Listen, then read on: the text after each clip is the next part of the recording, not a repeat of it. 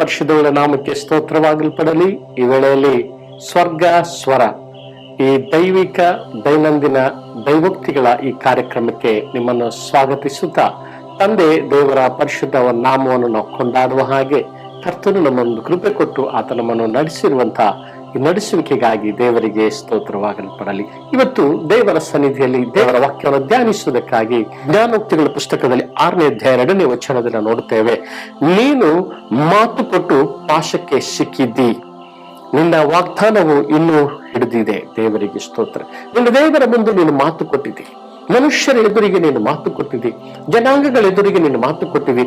ಮಾತು ಕೊಟ್ಟು ನೀನು ಪಾಶಕ್ಕೆ ಬಲೆಗೆ ನೀನು ಸಿಕ್ಕಿ ಹಾಕಿಕೊಂಡಿದ್ದಿ. ಅದರಿಂದ ನೀನು ಬಿಡುಗಡೆಗೊಳ್ಳಬೇಕಾ? ಅದನ್ನು ನೀನು ತೀರಿಸಬೇಕು. ನೀನು ಹೇಳಿದೀಯಾ, ಅದನ್ನು ನೆರವೇರಿಸಬೇಕೆಂಬುದಾಗಿ ದೇವರ ವಾಕ್ಯವು ನಮ್ಮನ್ನು ಹೇಳ್ತದೆ. ಹಲ್ಲೆಲೂಯಾ. ಇಲ್ಲದಿದ್ರೆ ಆ ಬಲೆ ನಿನ್ನನ್ನು ಸುತ್ತಿಕೊಂಡೇ ಅದು ಇರುವಂತದ್ದಾಗಲ್ಪಟ್ಟಿದೆ. ಹಲ್ಲೆಲೂಯಾ. ಬಲೆ ಎಷ್ಟರವರೆಗೆ ಅದು ಸುತ್ತಿಕೊಂಡಿರ್ತದೋ, ನೀನು ನಿರ್ಭೀತಿಗೊಳ್ಳುವನಾಗಿ ಏನನ್ನ ಮಾಡಬೇಕು ಅದು ಮಾಡ್ಲಿಕ್ಕೆ ನಿನಗೆ ಆಗುವುದಿಲ್ಲ. ಏನನ್ನು ಅನುಭವಿಸಬೇಕು ಅದನ್ನು ಅನುಭವಿಸಲಿಕ್ಕೆ ನಿನಗೆ ಆಗ್ತಾ ಇರುವುದಿಲ್ಲ. ಎಲ್ಲಿಗೆ ಹೋಗಬೇಕು ಅದು ಹೋಗುವುದಕ್ಕೆ ನಿನಗೆ ಆಗ್ತಾ ಇರುವುದಿಲ್ಲ. ಸಮಸ್ಯೆಗಳು, ಅಡೆತಡೆಗಳು, ಹೋರಾಟಗಳು ನಿನ್ನ ಜೀವಿತದಲ್ಲಿ ಇರ್ತದೆ.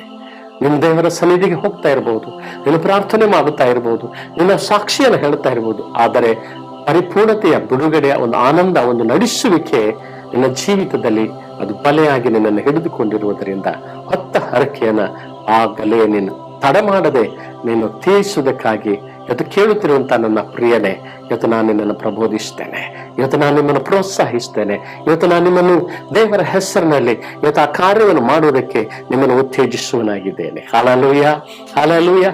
ಆದ್ದರಿಂದ ಕರ್ತನ ಸನ್ನಿಧಿಯಲ್ಲಿ ನಾವು ಅದೇ ಜ್ಞಾನೋಕ್ತಿಗಳಲ್ಲಿ 20ನೇ ಅಧ್ಯಾಯ 25ನೇ ವಚನದಲ್ಲಿ ನಾವು ನೋಡುತ್ತೇವೆ.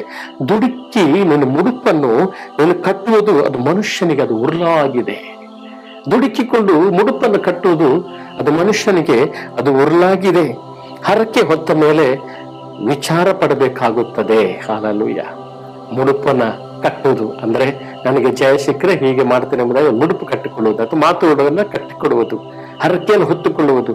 ಅದು ಒಂದು ವೇಳೆ ನೀನು ತೀರಿಸದಿದ್ರೆ ಅದು ನಿನಗೆ ಉರುಲಾಗಿ, ಅದು ತೀರಿಸದೇ ಇದ್ರೆ ಅದು ಎಂದೆಲ್ಲ ನಾಳೆ ಅದು ವಿಚಾರಿಸಲ್ಪಡುವಂತದ್ದಾಗಿಯೂ ಆಗಲ್ಪಡುತ್ತದೆ. ದೇವರಿಗೆ ಸ್ತೋತ್ರ. ಹಾಗಾಗಿ ಇವತ್ತು ದೇವರಾಗೆ ಭಯಪಡುವುದಕ್ಕಾಗಿ ನಾವು ಇರುವವರಾಗಿರೋಣ.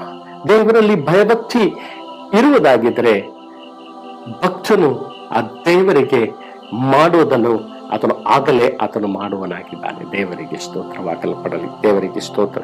ಹಾಗಾಗಿ ಇವತ್ತು ಅಬ್ರಹಾಮನ ಜೀವಿತದಲ್ಲಿ ನಾವು ನೋಡುವುದಾದ್ರೆ, ನಿನ್ನ ಮಗನನ್ನು ಅರ್ಪಿಸು ಎಂಬುದಾಗಿ ಹೇಳುವಾಗ, ಆಯ್ತು ನಾನು ಒಪ್ಪಿಸ್ತೇನೆ ಎಂಬುದಾಗಿ ಹೇಳಿದನು. ಯಾರನ್ನು ಯಾವುದನ್ನು ಹಿಂತಿರುಗಿ ನೋಡದೆ, ಏನನ್ನು ಮಾಡದೆ, ದೇವರು ಕೊಟ್ಟದನ್ನು ನಾನು ದೇವರಿಗೆ ಕೊಡ್ತೇನೆ, ಆತನೇ ನನಗೆ ಒದಗಿಸುವನು, ಆತನು ಒದಗಿಸಿದಾನೆ, ಆತನ ತಿರುಗಿ ನಮಗೆ ಒದಗಿಸುವನು ಎಂಬುದಾಗಿ ನಂಬಿಕೆಯಿಂದ ಅದನ್ನು ಮಾಡಿದನು. ಆಶೀರ್ವಾದದ ನೀತಿಯಾದನು. ದೇವರಿಗೆ ಸ್ತೋತ್ರ. ಒಂದು ವೇಳೆ ಎಷ್ಟೇ ಅಮೂಲ್ಯವಾದದಿರಲಿ, ನೀನು ಅಂದುಕೊಂಡದ್ದನ್ನು ದೇವರಿಗೆ ನೀನು ಸಮರ್ಪಣೆ ಮಾಡು. ಹಲ್ಲೆಲೂಯಾ. ಅದರಿಂದ ನಮಗೆ ಆಶೀರ್ವಾದ ಉಂಟಾಗಲ್ಪಡುತ್ತದೆ. ದೇವರಿಗೆ ಸ್ತೋತ್ರವಾಗಲ್ಪಡಲಿ.